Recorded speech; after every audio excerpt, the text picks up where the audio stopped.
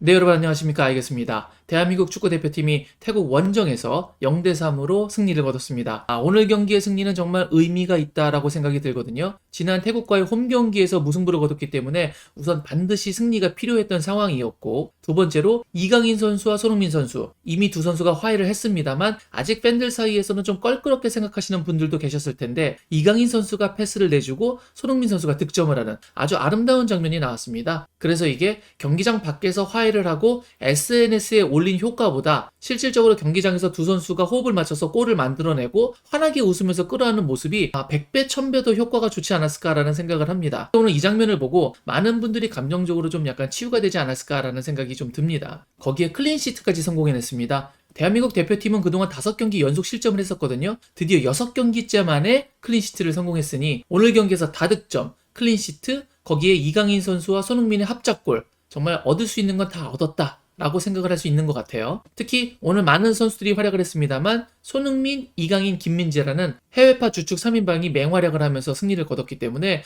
역시 클래스가 있는 선수들은 다르구나라는 생각을 할 수밖에 없었거든요.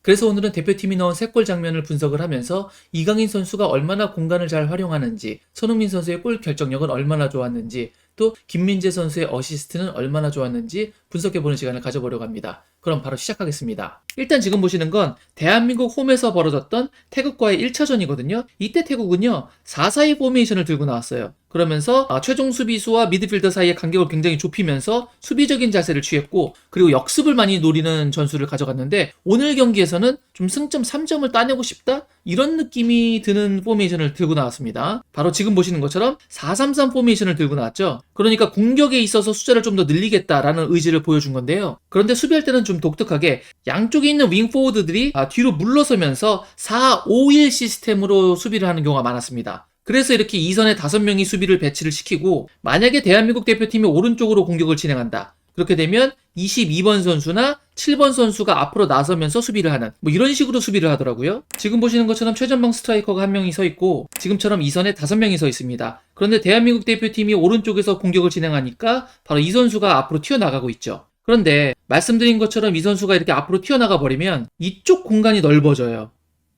그렇기 때문에 김문환 선수가 백승호에게 패스를 하고 백승호 선수가 이 자리에 위치한 황인범 선수한테 패스를 넣어줍니다. 그래서 지금 보시는 것처럼 황인범 선수가 공을 잡았거든요. 4-4-2 포메이션으로 나와서 원래 이 자리에 4명이 있었다면 선수들 사이의 간격을 유지시켰을 거예요. 그런데 5명이 나왔다가 지금처럼 1명이 앞으로 나가버리니까 아까 말씀드린 것처럼 공간이 이렇게 생겨버리고 맙니다. 그래서 황인범 선수가 공을 받을 수 있게 되는 거거든요. 근데 여기서 문제가 뭐냐? 황인범 선수가 이 패스를 받으면서 부드럽게 돌아서질 못해요. 볼이 튕기면서 도리어 역방향으로 이동을 하게 됩니다. 지금 보면 황인범 선수가 공을 잡는 위치가 하프라인보다 위쪽에 있지 않습니까? 그런데 지금 보시면 공이 튕기면서 오히려 하프라인 안쪽으로 넘어와 버려요. 이러다 보니까 패스가 들어오는 순간 공격수들은 전방을 향해서 뛰어나가기 시작을 하는데 황인범 선수가 역방향으로 이동해 버리니까 간격이 멀어지면서 공격의 템포가 완전히 끊겨버리고 말죠. 황인범 선수가 굉장히 많이 뛰어주고 수비와 공격에서 연결고리가 되어주는 부분도 분명히 있는데 간혹 가다가 저렇게 돌아서는 것에 있어서 좀 어려움을 느끼거나 또 돌아설 때 공을 뺏기는 장면을 좀 많이 볼 수가 있거든요. 그렇기 때문에 순간적으로 저 벌어지면서 발생하는 공간을 황인범 선수가 좀 적절하게 활용하지 못하는 장면이 나와서 아쉬운 부분이 있었는데, 대한민국 대표팀이 첫 골을 넣는 장면에서 저 공간을 황인범 선수가 아니라 이강인 선수가 활용을 하기 시작을 합니다. 재밌는 장면이 나오는데 그 장면을 한번 보면서 같이 말씀드리도록 하겠습니다. 지금 보시면 대한민국 대표팀이 왼쪽에서 공격 작업을 진행하고 있거든요. 그리고 아까 말씀드린 지역에 황인범 선수가 먼저 올라가고 있고 그 뒤를 따라서 이강인 선수가 들어가고 있습니다. 그런데 이 장면에서 아까 말씀드렸던 흥미로운 부분이 나와요. 이강인 선수가 황인범 선수를 보면서 손가락으로 위치를 지정합니다. 바로 아래로 내려가서 공을 좀 받아주란 얘기죠. 그 전까지 이강인 선수가 측면에서 계속 위치하면서 플레이를 했었는데 지금은 이제 이 안쪽 공간으로 들어온 상황이에요. 여기서 황인범 선수하고 위치가 서로 겹치니까 밑으로 내려가서 공을 받아주고 자기가 이 공간을 활용하겠다라는 것을 보여주는 장면이거든요. 그런데 이제 이렇게 위치 지정을 하는 게 이강인 선수가 생각을 한 건지 아니면 벤치에서 사인이 들어간 건지 그것까지는 모르겠습니다만 이강인 선수가 측면에서 중앙으로 들어오면서 이 공간을 활용하려고 했다라는 게 일단 중요한 포인트인 것 같습니다. 그렇게 되다 보니까 이강인 선수는 현재 이 자리에 남아있게 되는 거고요.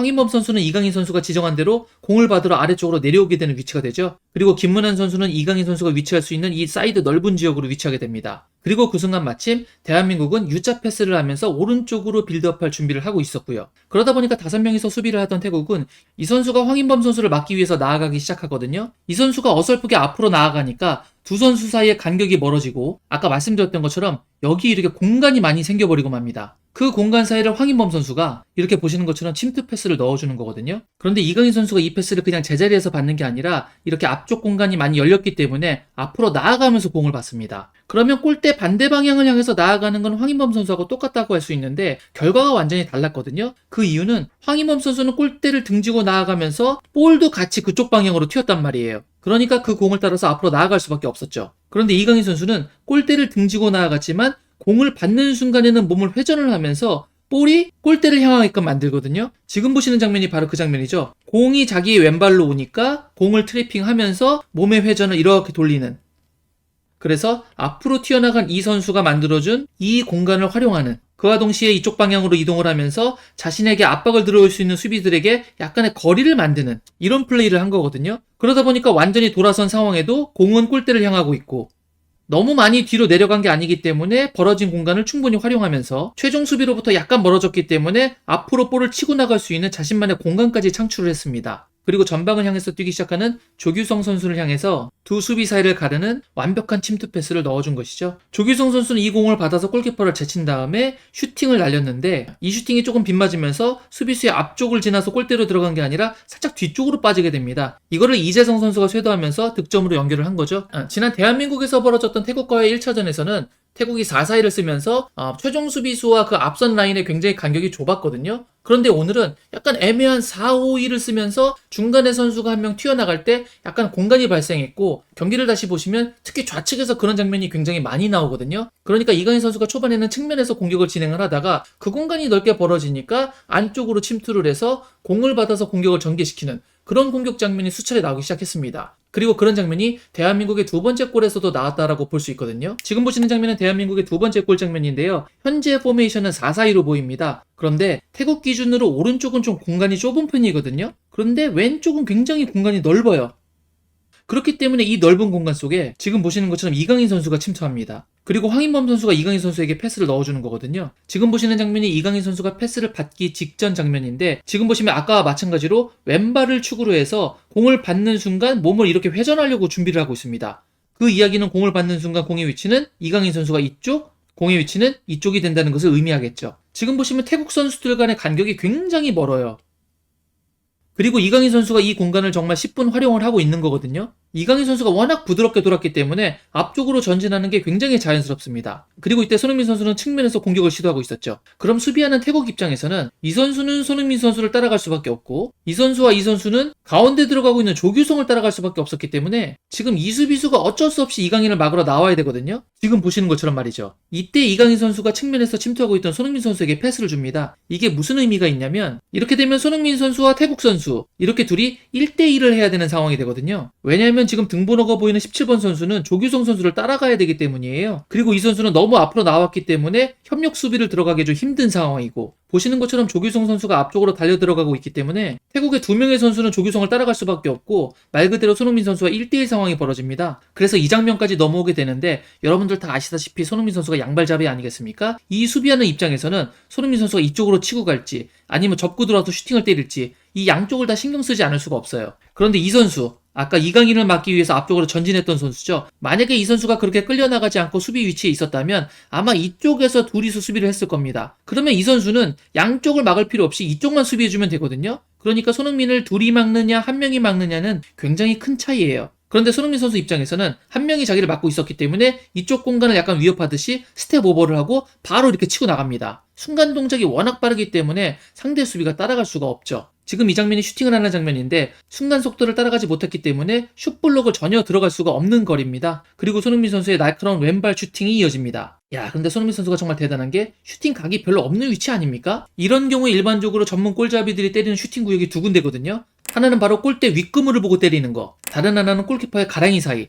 그런데 손흥민 선수가 바로 알까기 슈팅을 시도했죠. 손흥민의 강력했던 왼발 슈팅이 바로 이렇게 날아오다가 알을 까면서 들어갔죠. 사실 축구 선수한테 알까기는 굉장히 수치스럽기 때문에 키퍼 입장에서는 알까기로 실점을 했다? 정말 눈을 부라릴 수밖에 없는 그런 상황이라고 볼 수가 있죠. 아무튼 수비와 미드필더 사이의 간격이 벌어진 것을 보고 그 자리를 들어가서 볼을 받아줄 수 있는 판단, 또한 부드러운 턴과 드리블, 그리고 킬패스, 정말 대단한 이강인 선수였고, 또한 득점하기 굉장히 어려운 각도였음에도 불구하고 결국 골을 만들어내는 손흥민 선수의 골 결정력 또한 대단했다라는 생각이 듭니다. 그리고 마지막으로 김민재 선수, 지금 바이에른 뮌헨에서 굉장히 힘든 시기를 보내고 있는데 오늘 수비에서 굉장히 좋은 모습을 많이 보여줬습니다. 지금 기록을 보면 공중볼 경합 8번 중에서 6번을 이겼고요. 가로채기 3개에 패스 성공률이 무려 95%, 정말 최고의 활약을 보여줬는데 공격에 있어서도 멋진 장면을 보여줬죠. 지금 보시는 장면은 김민재 선수가 박진섭 선수에게 완벽한 헤딩 어시스트를 내주는 장면입니다. 패스가 워낙 정확해서 박진섭 선수가 그냥 바로 때려 넣었죠. 골을 넣은 박진섭 선수도 위치 선정이라든가 골 결정력이 죽였고, 또 그것을 완벽하게 연결시켜준 김민재 선수의 헤더 패스가 정말 일품이지 않았나라는 생각을 하게 됩니다. 소속팀에서 주전 경쟁으로 힘들었을 김민재 선수, 그리고 불화 문제로 힘들었을 손흥민 선수와 이강인 선수, 세 선수가 모두 다 웃을 수 있는 경기였던 것 같아서 너무나 좀 기쁘다는 생각이 들고, 승점 3점까지 챙기면서 대한민국 축구팬들 모두가 또 웃을 수 있는 경기가 아니었나라는 생각이 들면서 오늘 경기는 아까 말씀드렸다시피 좀 남다른 의미를 갖고 있다라는 생각이 듭니다. 원정 경기에서 승리를 한 대표팀, 이제 각자 소속 클럽으로 돌아가서 남은 시즌을 치르게 될 텐데요. 부디 이 좋은 분위기, 좋은 기분을 가지고 각자의 클럽에 돌아가서 좋은 결과, 또 좋은 폼을 유지하기를 바랍니다. 오늘 제가 준비한 영상은 여기까지였습니다. 오늘 영상이 마음에 드셨다면 구독, 좋아요, 알림 설정 부탁드리도록 하겠습니다. 저는 다른 더 좋은 영상으로 여러분께 인사드리도록 하겠습니다. 그때까지 늘 건강하시길 바랍니다. 역시 I guess.